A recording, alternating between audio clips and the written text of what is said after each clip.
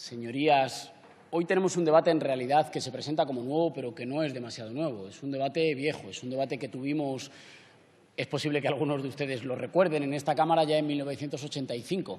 En 1985 el Tribunal Constitucional se pronunció diciendo que esta Cámara había hecho bien al anular el recurso previo de inconstitucionalidad. Cuando lo hizo, ustedes, que entonces se llamaban Alianza Popular, un diputado suyo pronunció una célebre frase histórica diciendo «vaya mierda de sentencia». 30 años después, su hijo, el señor Alberto Ruiz Gallardón, que por entonces era ministro de Justicia, preparaba la venganza. Y preparaba la venganza que era devolver al Tribunal Constitucional a la España de Cuéntame. Y como no estaba muy seguro de lo que lo estaba haciendo, no lo presentaba como proyecto de ley del Gobierno, lo presentaba como una proposición de ley de su grupo parlamentario y lo presentaba por la vía de urgencia extraordinaria.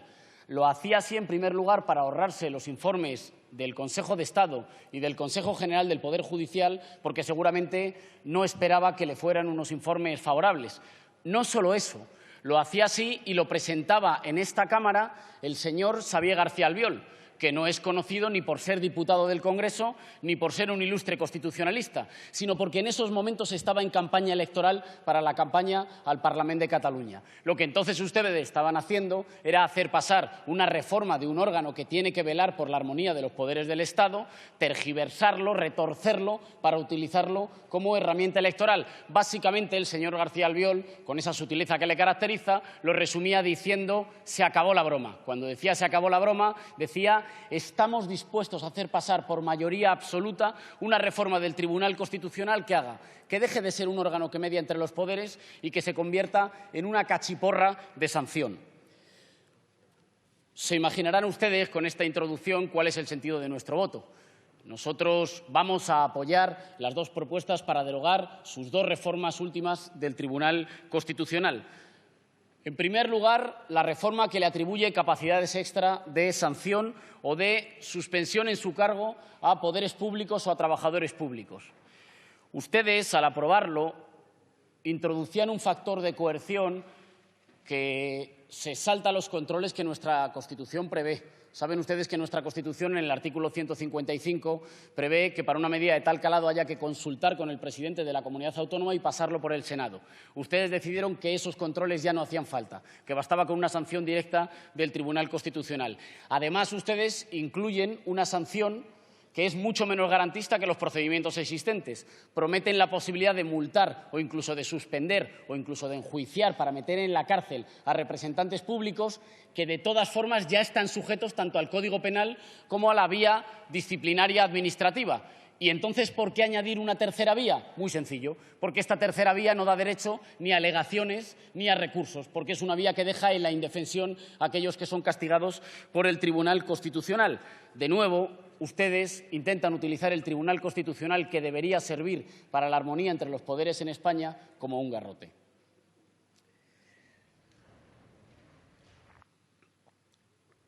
En segundo lugar, el restablecimiento del recurso previo de inconstitucionalidad, que estaba vigente del 79 al 85, es el intento de tratar a las comunidades autónomas como si fueran menores de edad.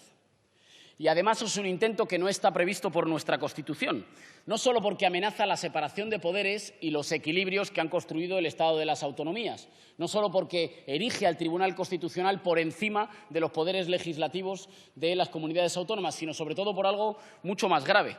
Nuestra Constitución, en el artículo 161.1, reconoce el control de constitucionalidad, pero lo reconoce a posteriori, no antes. ¿Por qué lo reconoce a posteriori? Dice el artículo 161. Se podrán interponer recursos de inconstitucionalidad contra leyes y normas con fuerza de ley.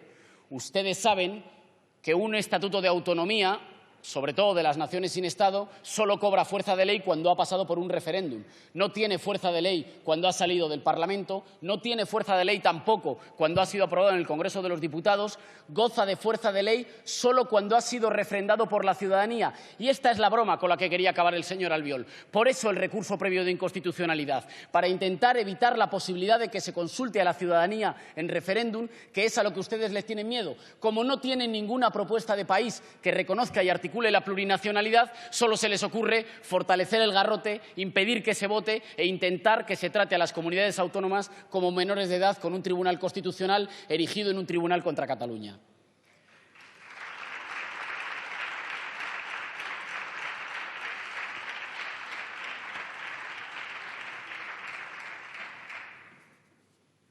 En realidad, el propio Tribunal Constitucional les ha pedido que no le usen para solucionar judicialmente lo que ustedes no saben solucionar políticamente.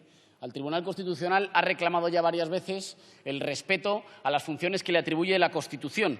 En su sentencia de marzo del 2014, una sentencia contra la declaración de soberanía del Parlamento de Cataluña, ya decía: los problemas derivados de la voluntad de una parte del Estado de alterar su estatus jurídico no pueden ser resueltos por este tribunal, cuya función es velar por la observancia estricta de la Constitución. Por ello, los poderes públicos y muy especialmente los poderes territoriales que conforman nuestro Estado autonómico son quienes están llamados a resolver mediante el diálogo y la cooperación los problemas que se desenvuelven en este ámbito. El propio Tribunal Constitucional les estaba diciendo: si ustedes no tienen soluciones políticas, no intenten pasarlas por el ámbito de la judicialización de la política. Encuentren soluciones políticas a lo que son problemas políticos, no le tengan miedo a las urnas, no nos carguen al Tribunal Constitucional y al resto de tribunales con los problemas que ustedes no son capaces de resolver. Y es que en esto de la reforma del Tribunal Constitucional, como en el resto de su trabajo con respecto a la Constitución española, ustedes, los que se llaman constitucionalistas, son en realidad una brigada de demolición controlada de la Constitución española, en lo que tiene que ver con preservar la autonomía de los municipios, en lo que tiene que ver con mantener los derechos sociales contemplados en el título primero de la Constitución, en lo que tiene que ver con mantener la garantía de la separación de poderes del Estado y en lo que tiene que ver con mantener los equilibrios del Estado de las autonomías. Ustedes están estrechando y demoliendo la Constitución para obligarla a entrar en una idea más estrecha de España, de la que sobra cada vez más gente y que aleja a cada vez más gente. Yo soy consciente de que la reforma del Tribunal Constitucional está pensada única y exclusivamente contra el procés democrático en Cataluña. Pero miren ustedes, yo soy de Madrid. Preguntaba el señor Girauta: ¿quién puede tener miedo a que se reforme el Tribunal Constitucional si no es alguien que quiere desobedecer las instrucciones del Tribunal Constitucional? Yo, como ciudadano español, quiero tener un Tribunal Constitucional que me garantice democracia y que me garantice respeto a los derechos.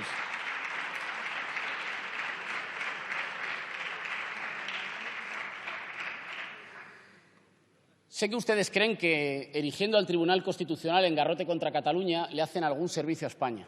En realidad hacen todo lo contrario. No refuerzan el Tribunal Constitucional porque le dan más fuerza pero le quitan prestigio y, por tanto, lo hacen un tribunal menos legitimado para ser ordenador y regulador de las relaciones entre los diferentes poderes del Estado.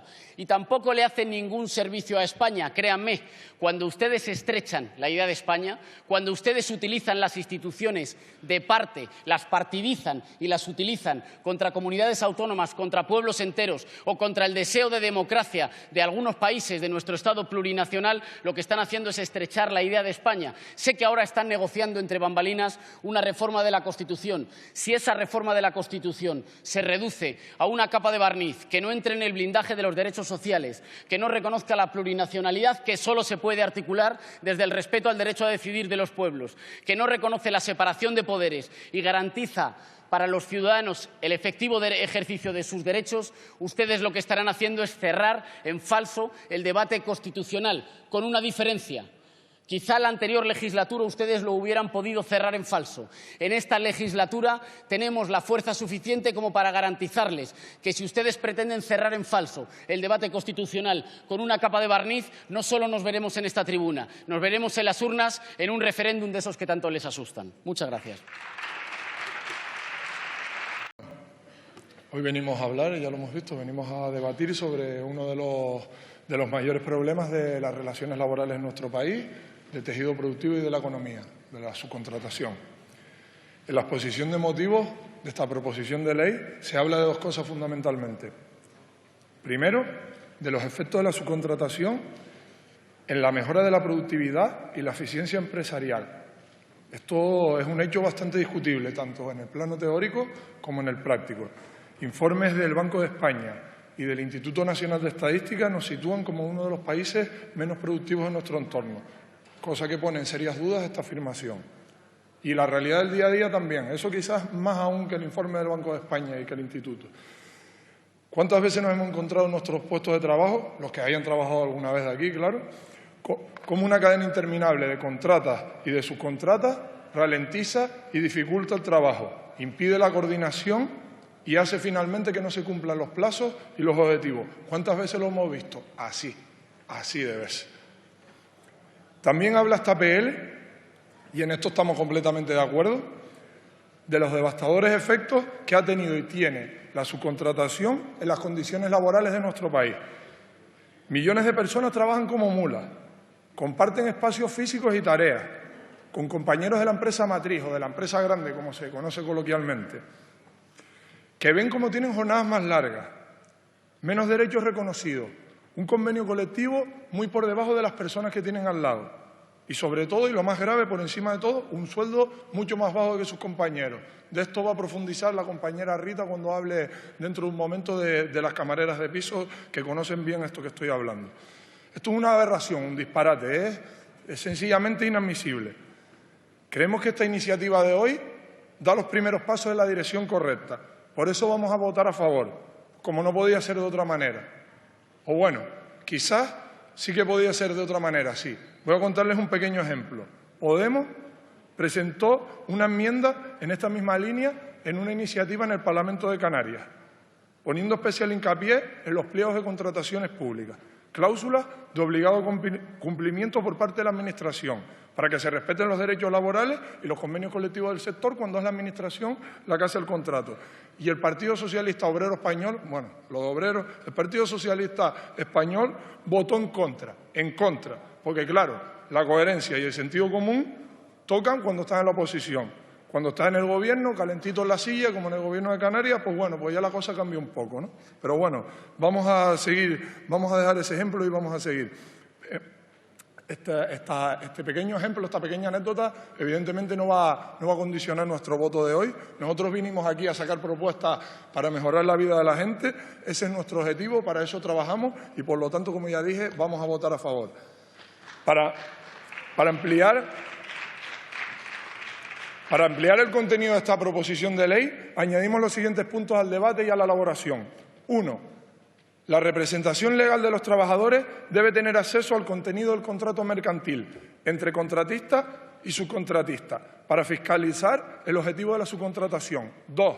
Cualquier incumplimiento de la normativa laboral con la plantilla subcontratada debe tener como consecuencia la consideración de cesión ilegal de trabajadores. Y 3, que estudiemos la posibilidad de limitar los contratos eventuales y temporales en la cadena de subcontratación.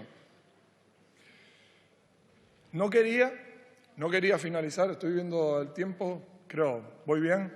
No quería finalizar la intervención sin colocar en el centro del debate el motivo principal de la asistencia a la subcontratación, su razón de ser, que es causa y consecuencia a la vez. Y no es otra, no se equivoquen, no le den barniz, no es otra que impedir la organización de la gente trabajadora. No es otra que esa.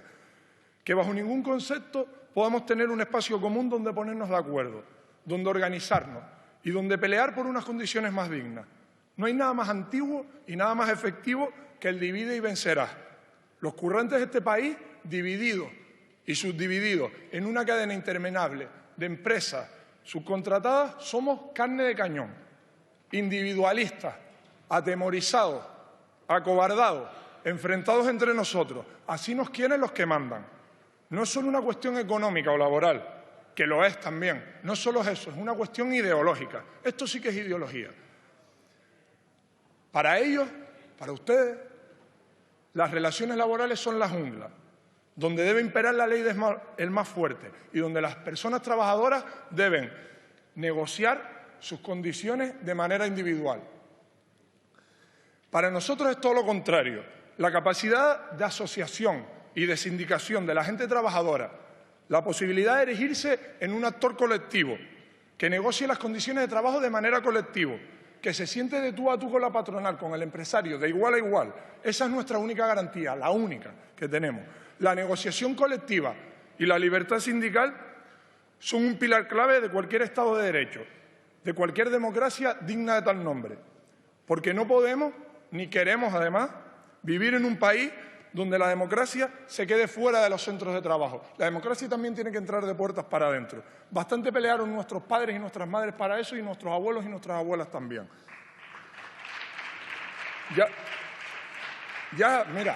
Miren, ya estamos cansados, la gente trabajadora de este país, ya estamos cansados del te quedas a hacer horas extras esta tarde porque lo digo yo. Vienes a trabajar el sábado porque lo digo yo. Vas a cobrar 600 euros, si te gusta bien y si no también. Ya estamos cansados. Estas frases se repiten por miles a diario en nuestro país, por miles. Y son agresiones directas no solo contra nuestra dignidad como personas y como trabajadores, sino también contra la democracia en sí misma. Queremos un país que funcione, que sea productivo, que genere riqueza, con empresas solventes y que generen empleo. Pero para eso es fundamental que la gente trabajadora tengamos derechos y que se cumpla una máxima democrática del movimiento obrero y que, por desgracia, sigue siendo más necesario hoy que nunca. Y no es otra que a igual trabajo, igual salario. Gracias. Muchas gracias, señor Rodríguez.